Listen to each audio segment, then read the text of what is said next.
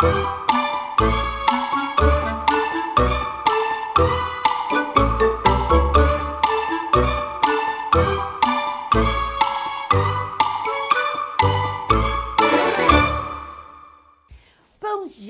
mes amis.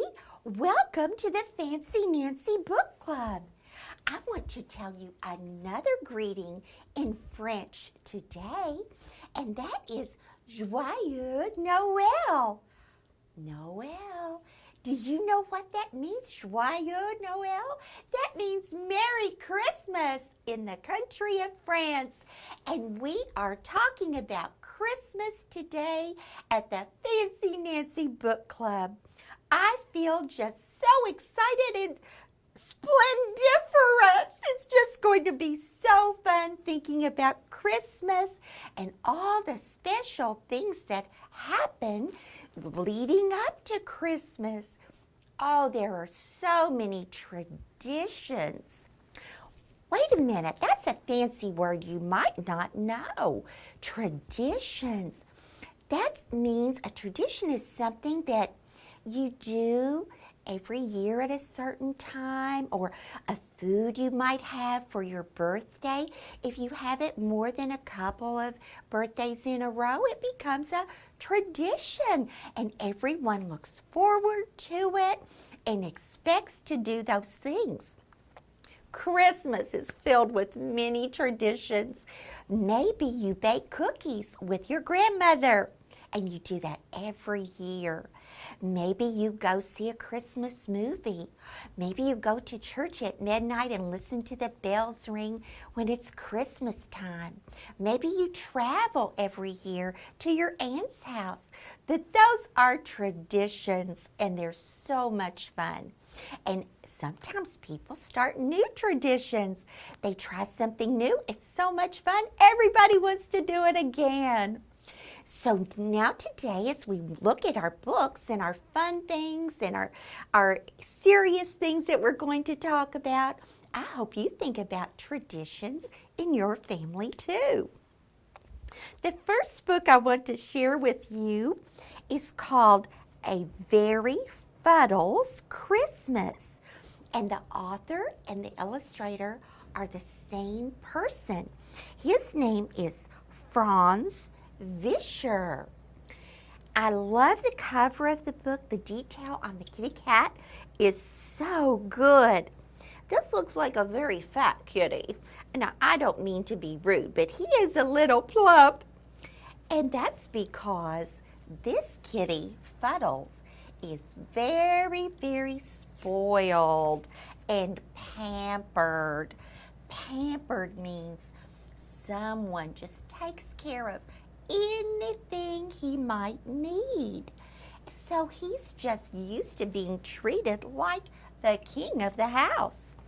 Here is Fuddles. In this picture, he's all covered up. He has some cucumbers on his eyes. That's like they do at a spa when you're getting a treatment. Here he is in his own little swing. It's like one of those baby swings. And here he's having his dinner. Now I know why he might be a little overweight. He has a whole fish to eat and a chocolate sundae on a special tray just for him.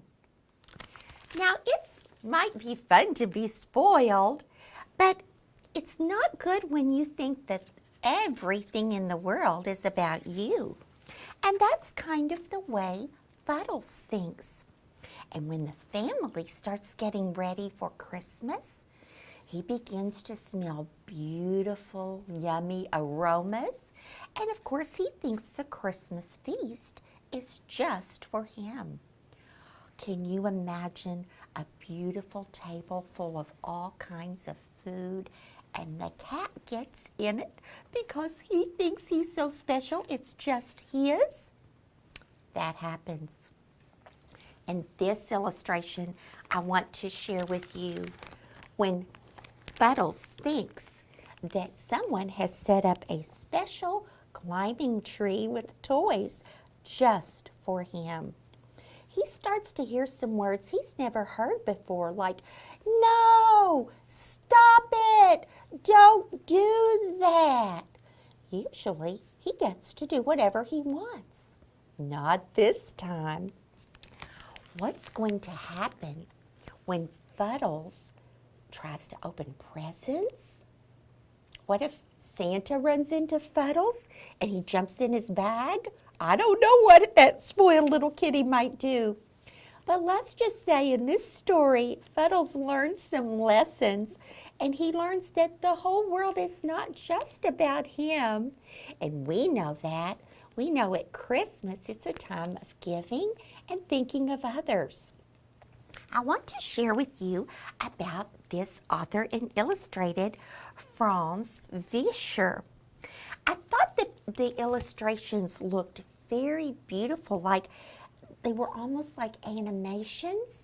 And when I read the back of the book, now I know why. Because Mr. Fischer works at the Disney Studios.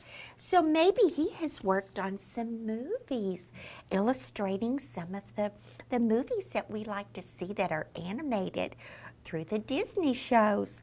We certainly do appreciate him making this book, and I hope you'll find it at your library and find time to read A Very Fuddle Christmas.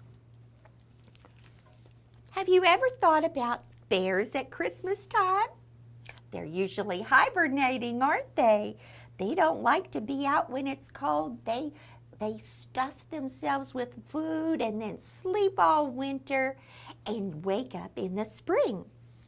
But this author imagined that there was a father and son bear that woke up every night. And one reason they wake up every night during winter is because of the little guy. He knows about Christmas. And every night he asks his dad, "Is it going to be Christmas when I wake up?" And here he is, waking up his daddy. See Daddy in the bed. And here's the little guy. He's gone from all across the room to say, "Is it Christmas? I think it's Christmas." And his dad keeps telling him, "No, we've got more sleeps until Christmas." Have you ever seen a little one in your family, maybe a cousin or little brother or sister, and they just can't wait for something to happen, and they don't understand how long it is if you tell them a week or a month, and so their mom might tell them it's this many sleeps, and they know that they have to go to bed that many times before the big event. Well, Daddy tells the little one that it's 4 sleeps until Christmas, and we know that means 4 nights. So to make time pass for the little bear, the father says, "We have so many things to do, and maybe some of these are things that you do in your family, your traditions, like getting a Christmas tree and decorating it, filling out Christmas cards for your friends, making cookies, wrapping presents." And so Dad comes up with all those things to do to help pass the time. I love this illustration. It shows the words are written on the path that the bears take when they're delivering their Christmas cards. And I thought that was very clever of this author and illustrator to do it that way. And when they get home, they find they even have some Christmas cards in their mailbox. Do you think the little one is going to be able to stand it? How many more sleeps till Christmas?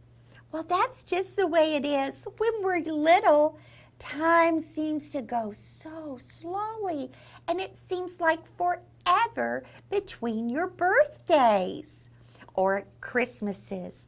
But for older people, it seems to go very fast. So we're going to hope that you check out this book to keep you entertained while you wait for Christmas. How many sleeps till Christmas? And now we're going to take a break, and hear from a friend and tell me a story. And then we'll come right back. See you soon.